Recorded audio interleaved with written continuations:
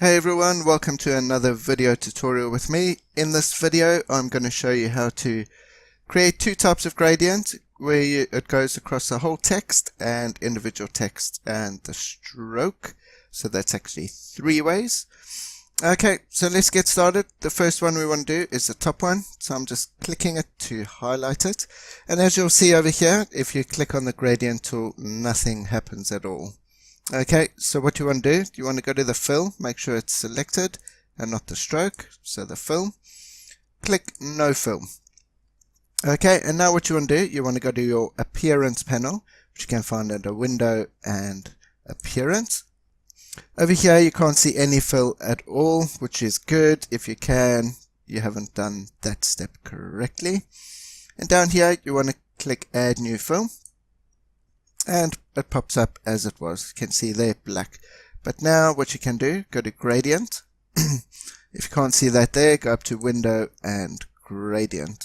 Okay, click on it and it will add the gradient for you. Let's just change the color. So let's say green and the darker blue. Okay, so that goes across the whole text, which is quite cool. But there's another way you can do it individually as well.